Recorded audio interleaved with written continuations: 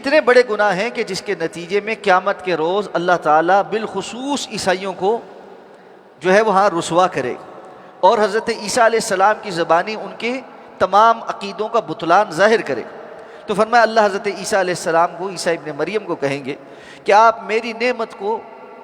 یاد کیجئے جو آپ پر بھی ہوئی اور آپ کی والدہ پر بھی ہوئی۔ کیا نعمت ہے؟ کہ اللہ تعالیٰ نے آپ کو بغیر والد کے معجزاتی طور پر پیدا فرمایا، اور آپ کو اللہ تعالیٰ نے پیدائش کے ساتھ ہی نبوت عطا فرمائی، اور حضرت عیسیٰ علیہ السلام کو فرمایا کہ آپ کی جب اللہ نے روح القدس یعنی جبریل امین کے ذریعے مدد فرمائی، اور آپ تکلم الناس فی المہد وکہلا، بچپن میں بھی اور ادھیڑ عمر میں بھی لوگوں کے ساتھ کلام کرتے تھے۔ اور قرآن نے سرحد کی ہے کہ جب حضرت مریم حضرت عیسیٰ علیہ السلام کو لے کر گئیں تو لوگوں نے کہا کہ اے ہارون کی بہن، یا اخت ہارون ما کان اشارت الی، تو حضرت مریم نے حضرت عیسیٰ کی طرف اشارہ کیا کہ اس بات کا جواب یہی دیں گے۔ کہنے لگے کیف نکلم من کان فی المہد صبیا، ایک گود میں جو بچہ ہے اس سے ہم کیسے بات کریں؟ قال انی عبد اللہ، تو اس وقت حضرت عیسیٰ علیہ السلام ان کے ساتھ ہم کلام ہوئے اور کہا کہ میں اللہ کا بندہ ہوں۔ آتانی الکتاب وجعلنی نبیا، اللہ نے مجھے کتاب بھی دی ہے اور نبی بھی بنائے۔ یہ بہت بڑی نعمت ہے کہ اس قدر ابھی ماں کی گود میں ہی اللہ نے قوت گویائی بھی عطا فرما دی، اور نبوت کا اعلان بھی کروا دیا، اور کتاب کے نازل ہونے کی بشارت بھی دے دی۔ تو فرمایا یہ ساری نعمتیں اللہ نے آپ کو دی۔ اذ علمتک الکتاب والحکمت والتوراۃ والانجیل، جب آپ کو کتاب و حکمت کی اور تورات و انجیل کی تعلیم دی، اور پھر معجزات کا تذکرہ کیا کہ اللہ نے آپ کو بہت سے معجزات بھی عطا فرمائے۔ معلوم ہے کہ معجزہ جو ہوتا ہے یہ نبی کی نبوت و رسالت کی دلیل ہوتا ہے، اور یہ ایک ایسی چیز ہوتا ہے کہ جو نبی خود سے نہیں کر سکتا، بلکہ یہ اللہ رب العزت کی طرف سے وقوع پذیر ہوتا ہے۔ ہوتا نبی کے ہاتھ سے ہے لیکن ہوتا اللہ کے حکم سے اور اللہ کے اذن سے ہے۔ اس لیے آپ دیکھیں گے کہ جتنے معجزات کا ذکر ہوا ہے اس میں بار بار اس کا تذکرہ اللہ نے فرمایا بِإِذْنِي بِإِذْنِي، تم نے میرے اذن سے ایسا کیا، میرے اذن سے ایسا کیا۔ اگر اللہ کا اذن نہ ہو تو نبی پھر وہ معجزہ ظاہر نہیں کر سکتا، یہ نبی کا اپنا اختیار نہیں ہوتا۔ تیسری بات، معجزہ جو ہوتا ہے وہ اس کے اندر چیلنج ہوتا ہے کہ کوئی اس جیسا نہیں کر سکتا۔ اسی طرح معجزہ جس لوگوں کو مخاطب کر رہا ہوتا ہے اس دور کے لوگوں کی جو اسپیشلائزیشن ہوتی ہے اس اسپیشلائزیشن سے متعلق ہوتا ہے۔ جیسے حضرت موسیٰ علیہ السلام کو جو معجزات دیے گئے اس دور میں سامری جادوگر اور بڑے بڑے جادوگروں جیسے جادوگر عام تھے، اور جادو جو ہے وہ لوگ کرنا جانتے تھے اور اس کی شعبدہ بازی کو پہچانتے بھی تھے۔ تو اللہ تعالیٰ نے اس سے ملتا جلتا معجزہ دیا تاکہ لوگوں کو سمجھنے میں آسانی ہو جائے کہ یہ جادو نہیں ہے بلکہ یہ اللہ کے نبی ہوتے تھے، لوگ ان کے پاس علاج کے لیے جاتے تھے، اور حکمت کا بڑا ایک نام تھا۔ لیکن اس دور میں بھی کچھ چیزوں کا کوئی علاج نہیں تھا، پیدائشی اندھے پن کا کوئی علاج نہیں تھا، آج بھی نہیں۔ جو بندہ پیدائشی طور پر اندھا ہو، جس کی آنکھوں میں پیچھے نور ہی نہ ہو، اس کا کوئی میڈیکل سائنس میں علاج نہیں۔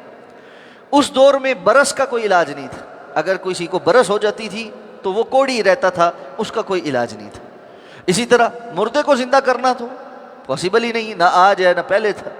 تو اللہ تعالیٰ نے حضرت عیسیٰ علیہ السلام کو ایسے معجزات عطا فرمائے جس کی وجہ سے لوگوں کے لیے یہ سمجھنا بڑا آسان ہو گیا کہ یہ اللہ کے نبی ہیں، یہ کوئی نہ جادوگر ہے نہ طبیب ہیں۔ طب کیا ہوتی ہے یہ علیحدہ چیز ہے اور معجزہ علیحدہ چیز۔ تو اللہ نے کیسے کیسے معجزے دیے؟ پہلا معجزہ کہ حضرت عیسیٰ علیہ السلام مٹی سے پرندے کی مانند جو ہے وہ ایک جو ہے پتلا سا بناتے، اور اس میں اللہ کے حکم سے پھونک مارتے اور وہ اصلی پرندے کی شکل اختیار کر لے، زندہ پرندہ۔ اور اسی طرح پھر وہ پیدائشی اندھے کو اور کوڑی کو ایسے ہاتھ پھیرتے اور اللہ کا نام لیتے تو آنکھوں میں نور آ جاتا، اور کوڑی کی جلد ایسے صاف ہو جاتی جیسے کوئی کبھی مسئلہ تھا ہی نہیں۔ اور کسی مردہ شخص کو اگر وہ کہتے کہ قم باذن اللہ، اللہ کے حکم سے اٹھ، تو وہ اٹھ پڑتا، اور پھر اس سے جو وہ بات پوچھنی ہوتی، کوئی بات کرنی ہوتی، وہ اس کا جواب دیتا اور اس کے بعد پھر اس کی روح قبض ہو جاتی۔ تو یہ معجزات اللہ رب العزت نے حضرت عیسیٰ علیہ السلام کو عطا فرمائے۔ ان واضح معجزات کو دیکھنے کے بعد لوگوں کی ایک بڑی تعداد نے آپ کی نبوت کو پہچان کر ایمان لایا، اور بنی اسرائیل کے بہت سارے لوگ جو حسد کا شکار تھے، جو یہودی تھے، انہوں نے حضرت عیسیٰ علیہ السلام کا انکار بھی کیا اور حضرت عیسیٰ علیہ السلام کے خلاف سازشیں بھی کی۔ تو فرمایا ایک اور نعمت یہ ہوئی، وَإِذْ كَفَفْتُ بَنِي إِسْرَائِيلَ، جب میں نے بنی اسرائیل کے مقابلے میں آپ کو میں کافی ہو گیا، بچا لیا، کہ یہودیوں نے آپ کے خلاف بھرپور سازش کی، یہاں تک کہ رومیوں کے ساتھ مل کر حضرت عیسیٰ علیہ السلام کو قتل کرنے اور سولی پر لٹکانے کی پوری تیاری کی، لیکن اللہ تعالیٰ نے حضرت عیسیٰ علیہ السلام کو بچا لیا اور اپنے پاس آسمانوں پر اٹھا لیا۔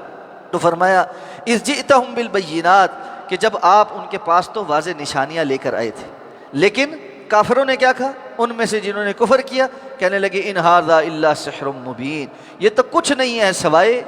کھلے جادو کے۔ تو یہ کفر کا پرانا طریقہ رہا ہے کہ جب اس کے پاس جواب کوئی نہیں بن پڑتا تو وہ حق کو جادو یا شعر و شاعری یا کسی اور طرح کے الزام تراشی کے ساتھ پروپیگنڈا کر کے باطل کرنے کی کوشش کرتا ہے، لیکن ایسی کوششیں کرنے والے ہمیشہ منہ کی کھاتے ہیں، کیونکہ جادو ایک بالکل علیحدہ چیز ہے اور اللہ رب العزت کی طرف سے انبیاء کو دیے گئے معجزات بالکل علیحدہ چیز۔